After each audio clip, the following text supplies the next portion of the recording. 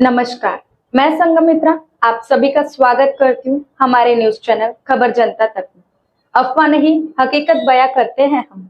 आइए देखते हैं आज की खास खबर। बार काउंसिलर्स है और साथ ही साथ यहाँ पर हाई कोर्ट, डिस्ट्रिक्ट कोर्ट तथा फैमिली कोर्ट के जो सेक्रेटरी प्रेसिडेंट है ये लोग भी यहाँ आ रहे हैं।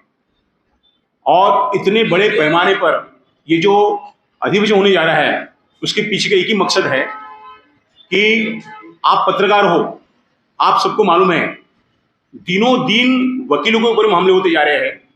अब आपको एक वंडर लगेगा कि भाई वकील लोगों को न्याय दिलाते हैं, ये किस तरह से न्याय की गुहार कर रहे हैं। ये आपके सामने एक सवाल खड़ा हुआ होगा आपके सामने। तो मित्रों मैं आपको बताना चाहूंगा पिछले एक साल मतलब 11 महीने से हम लोग जिस संगठन के पदाधिकारी है उस संगठन के बारे में बताना चाहूंगा। अखिल भारतीय संयुक्त अधिवक्ता मंच भारत महाराष्ट्र प्रदेश का मैं खुद प्रेसिडेंट हूं। हमारे मित्र छत्रपति शर्मा साहब यह कोर कमेटी सदस्य है और महाराष्ट्र के सह प्रभारी है और इस नागपुर जिले के अध्यक्ष भी है। और यहाँ जो उपस्थित हमारे मित्र जायसवाल साहब, प्रदीप जायसवाल साहब ये संरक्षक है। हमारे मित्र गुणेंद्र रामटेक साहब ये बहुत बड़े कार्यक्रम लेते रहते हैं, बहुत विद्वान व्यक्ति है, ये सलाहकार है। हमारी यादव मैडम ये भी सलाहकार है और हमारी सुनीता शिवरे मैडम ये सचिव है। मित्रों यहाँ पर तकरीबन 11 महीने से ये जो संगठन यहाँ है, 11 महीने से हम लोगों ने जो कार्य किए हैं वो वकीलों के हित में कार्य किए हैं। मतलब जहां जहां वकीलों के हमले हुए हैं वहां वहां जाकर हम लोगों ने वहां के एसपी को निवेदन दिए, वहां के पीडीजी को हम निवेदन दिए और वहां पे एक जागरूकता लाने का हमने प्रयास किए। हमारा मेन मकसद ये है कि एडवोकेट प्रोटेक्शन एक्ट यह पूरे महाराष्ट्र में लागू होना चाहिए। खासतौर से ये राजस्थान में लागू हो चुका है, ये तो महाराष्ट्र में क्यों नहीं। अच्छा, राजस्थान में जो लागू हुआ वहां पे जोधपुर के डिस्ट्रिक्ट कोर्ट के अंदर में एक एडवोकेट का दिन दहाड़े मर्डर हुआ, जिसका चलते वहां के वकीलों ने इतनी भयंकर यूनिटी बताया जिसके चलते वहां के जुडिशियल को झुकना पड़ा, वहां के ब्यूरोक्रेसी को झुकना पड़ा, वहां के पॉलिटिशियंस को झुकना पड़ा। उन्होंने इतना भयंकर प्रयास किए तब जाके राजस्थान ये पहला देश है, पहला राज्य है जहां पर एडवोकेट प्रोटेक्शन एक्ट लागू हुआ है।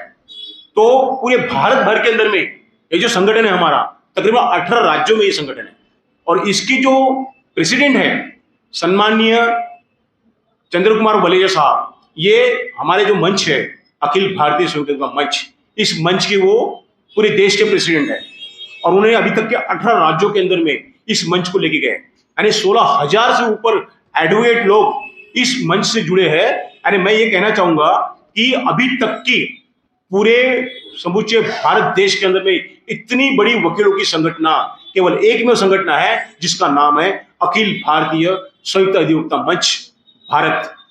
ये संगठन आपको 20 राज्य में है और अभी धीरे धीरे करते करते आने वाले 4-6 महीने के अंदर में ये पूरे जितने भी राज्य है भारत देश के अंदर में, ये सब राज्य के अंदर में ये संगठन अपने पैर फैला रही है। मित्रों उसका मेन मकसद यही है कि एडवोकेट जो व्यक्ति है इसको किसी भी राज्य के, एक राजधानी छोड़ के कोई भी प्रकार का प्रोटेक्शन नहीं है।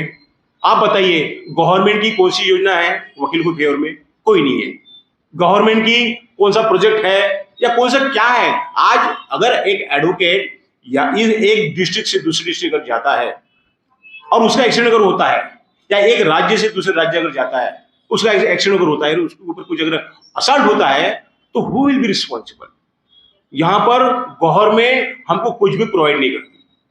हम जितने भी वकील लोग हैं हम अपने खुद के बलबूते पे, अपने खुद के दिमाग के बेस के ऊपर हम लोग आगे बढ़ते हैं, हमारा प्रोग्रेस करते हैं। लेकिन 100 में से कुछ 5-10% ही वकील ऐसे हैं कि जो अपने पैरों पे सक्षम है, पैरों पे खड़े हैं। लेकिन 90% अधिवक्ता गण यह पूरी तरह से आत्मनिर्भर नहीं है, जिन्हें बहुत ही निहायत जरूरी है गवर्नमेंट की तरफ से कुछ स्टाइपेंड बोलो या कंपनसेशन बोलो या कुछ ऐसी रियायत है गवर्नमेंट की तरफ से देना निहायत जरूरी है। क्योंकि हमारा प्रोटेक्शन, हमारा सम्मान, जैसा कि कहा जाता है advocate is officer of the court, ये कहने से नहीं होता है, आप देखिए एडवोकेट की मैं तौहीन नहीं करना चाहूंगा, लेकिन एडवोकेट के बारे में कई बैंक जो है लोन के मामले में वो जो रुख है अपना थी वो स्ट्रिक्ट जनरल देते नहीं है। उसके पीछे का रीजन ये है कि उनको एडवोकेट को पता रहता कि ये बैंक कहाँ कहाँ पे किस तरह से फंसा सकते हैं। वो लोन ऑफ इंटरेस्ट जो रहता है ना वो किस तरह से वो फंसा थी, वकीलों को सारी बातें इसके मालूम। जुड़े रहिए हमारे साथ और देखते रहिए खबर जनता तक। अफवाह नहीं, हकीकत से रूबरू कराते हैं। लाइक सब्सक्राइब अवश्य करें। धन्यवाद।